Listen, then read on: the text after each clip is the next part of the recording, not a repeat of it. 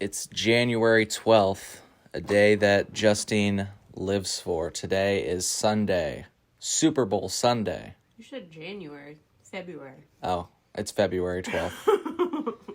That's when we're recording this podcast. It's February 12th. So happy Sunday, happy Super Bowl Sunday, Patreon listeners. We're about to load our own Super Bowl for the occasion. Justine is currently loading up a bong. Justine, who do you think is going to win the Super Bowl today? Well, considering I only watched the Puppy Bowl, I think maybe a German Shepherd puppy is going to steal the show today. Do you even know who's playing in the Super Bowl today? Isn't it like the Eagles and the Chiefs? I think you're right. I honestly couldn't tell you. I just learned that the Super Bowl was this weekend. Let's see, Super Bowl. I'm just Googling Super Bowl. Chiefs and Eagles. Yeah, there's brothers on opposite teams. Oh, it's like the first time ever they're going to play against each other. So I would not want to be that mom. Yeah. Because everybody's going to know who your favorite is. I guess, yeah. I just think that no matter what they need to do tonight is just go out there and leave it all on the field. And, whichever team puts more on the board is going to be the one that walks away with the championship, I think that's how and it works, if they just put their nose to the grindstone and leave it out, strap it, leave it all up on the field. You just say strap up. Yeah. So, well, as you can tell, we're not super big into the Super Bowl. We will be. I will be going to a Super Bowl party tonight. With my parents, we're gonna have tacos. It's gonna be great. I might have some beer and some weed too, because that sounds good. I don't remember the last time I drank. Do you? I feel like you probably do. No, you've done pretty well. It's got to be a few weeks. I think maybe Christmas break. That's when I fell off the wagon. I think that was your 10 a.m. is beer 30. Yeah, no, oh yeah. So I took a long break. I was off for at least, was it 3 weeks? 3 weeks? I think it was 3 weeks. I just didn't do much of anything. You just and fucked off. And on a few of those days, I decided that it was, it felt right to just crack a beer at like 10 o'clock in the morning, And that's just, I guess we've never really shared that information. We mostly talk about different drugs that we use. We don't talk about alcohol. Some people may know, if they've been listening to the podcast for quite a while, that you are a recovering alcoholic. I am. I don't know why, but that sounded like you are a recovering alcoholic. That's how it feels. It's okay. Yeah. You made a mistake. You can't handle your liquor. Yeah, and you never will. Exactly. So I would say that I'm on the opposite end of the spectrum where, if I may say so myself, I can handle my liquor. Now, when I've had too much liquor, I can't handle my liquor, but I think that's only happened once. No, I think I've seen that twice in the 4 years that we've been together.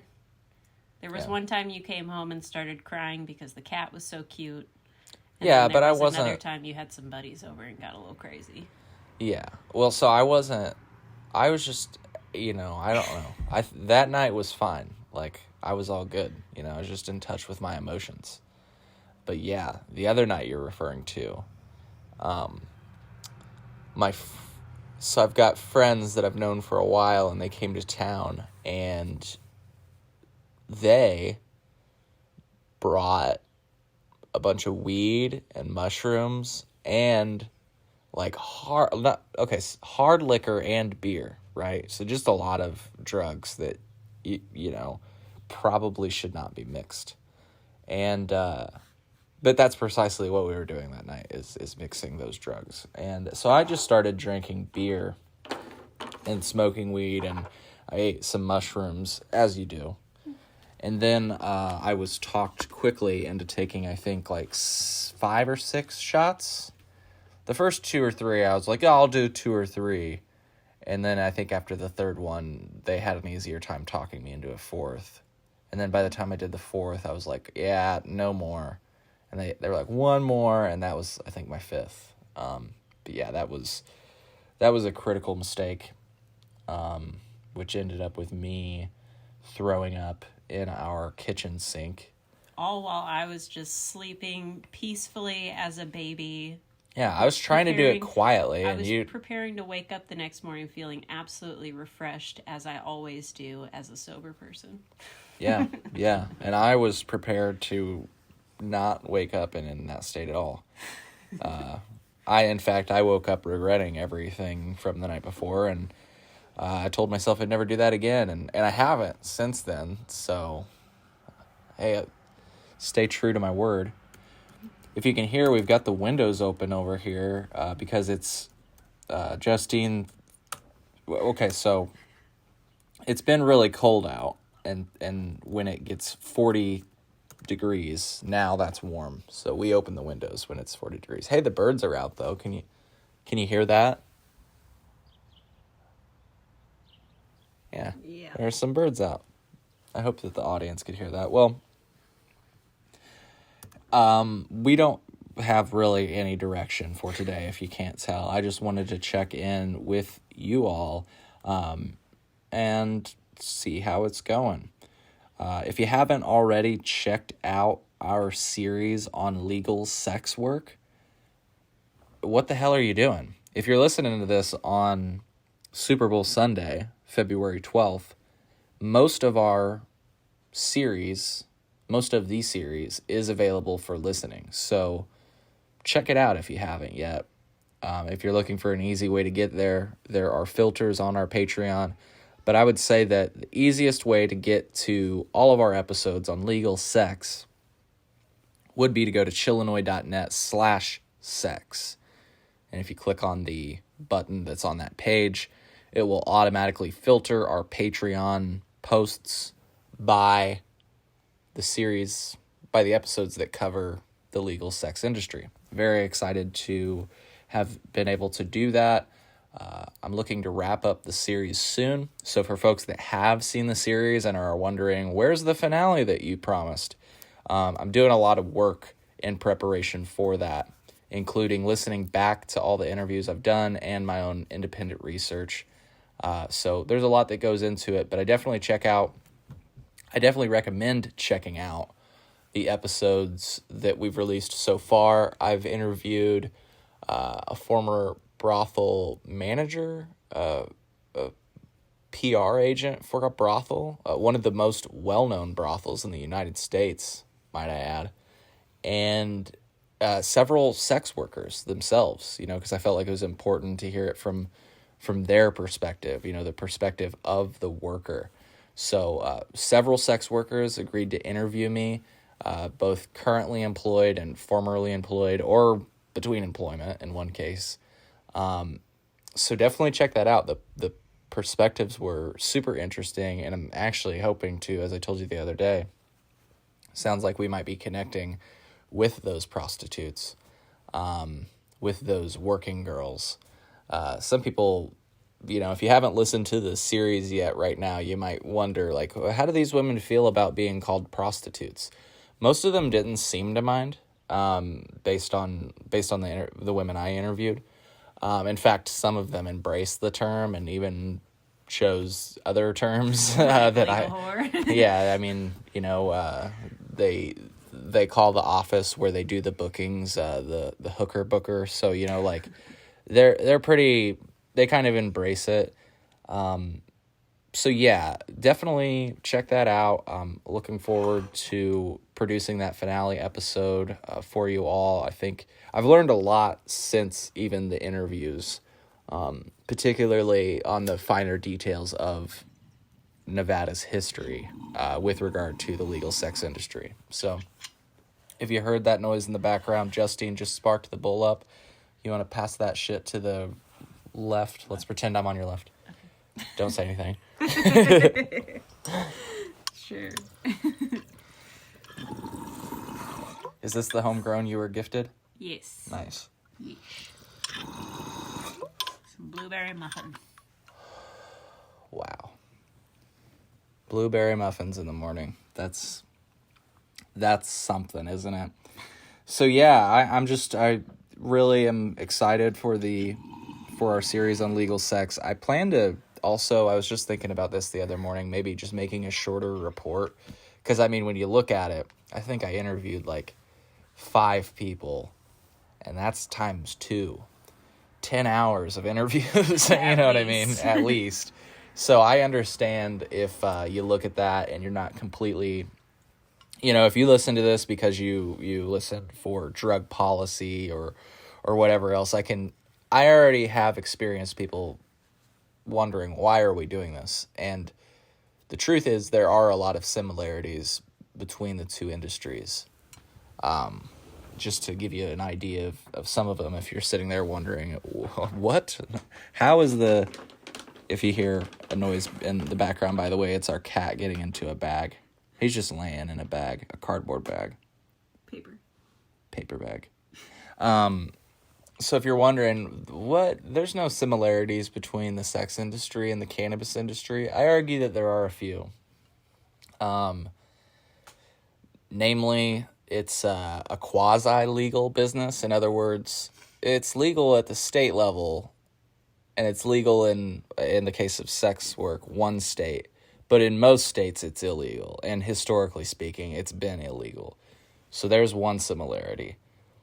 To add to that, another similarity is, because of its legal status, I would say that the profession carries a stigma. There's another similarity. A big one that I think our audience would understand is that there is a huge power differential between the business owner and the employee because of the regulations that the state has imposed. This is another similarity between the cannabis industry and the legal sex industry. As many of you know from our reporting, working conditions aren't great. And if you are an employee, the response you might get if you complain to your employer about that is, why don't you go somewhere else? And the real point is, they're really the only show in town. They're one of the few locations in town. And that is a huge similarity to the Nevada sex industry. The Nevada sex industry, I believe, from the last reported count, only has 21 licensed brothels in the state. That means there are 21 brothels in the United States of America. Once again, I think that creates a huge power differential. 21 legal and licensed brothels. Thank you, Justine. So there are 21 legal and licensed brothels in the state of Nevada in the United States of America.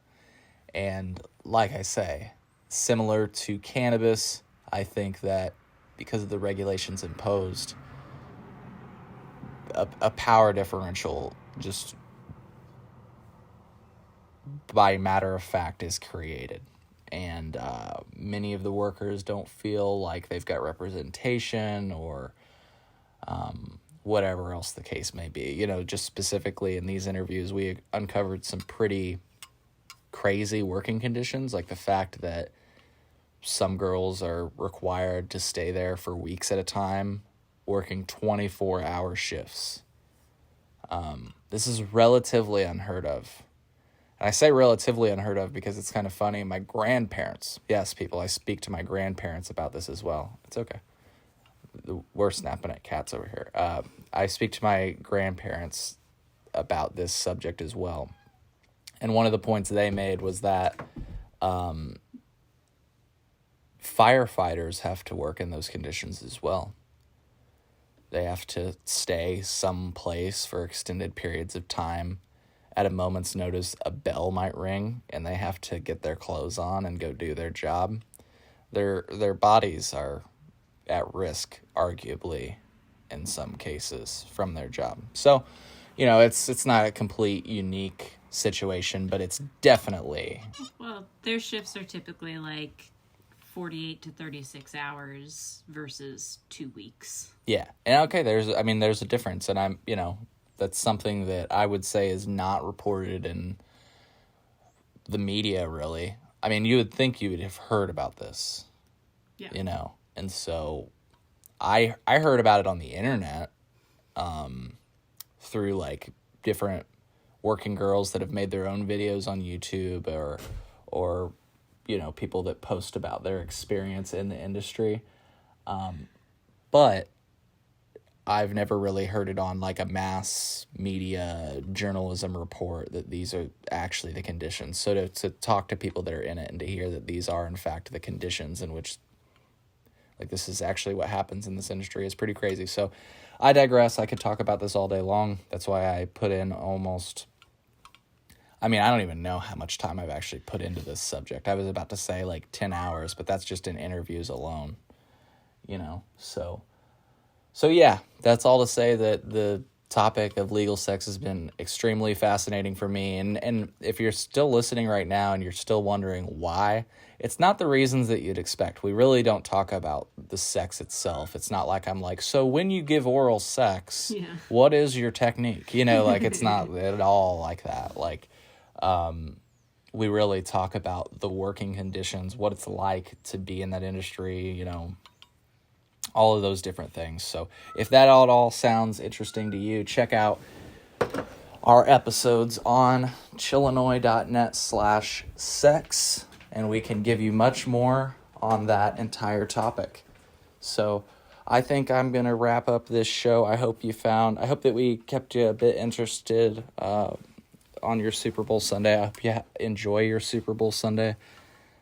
I'm curious how you spend your Super Bowl Sunday. We spend it getting high and eating food and not watching the Super Bowl. So just the commercials.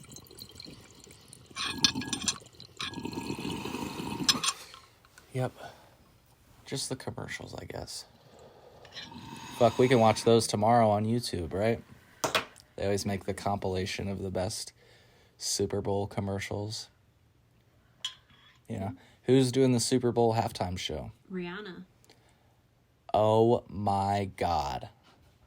Before I leave, I'm going to have to grab my umbrella. Ella. I was actually, I don't know why I was watching something that they were discussing with an expert what they think Rihanna's going to open her Super Bowl halftime performance with. But apparently the person guessing has, like, almost 100% accuracy. So she's probably going to start with Disturbia, is what they're saying. If you like that song. Sounds interesting. Yeah. I'm just excited to see that booty up on stage. Yes, girl. Yeah. All right. Well, I think that's a great note to end the show on. Our cat's going crazy. If you can hear it in the background. So have a good Sunday.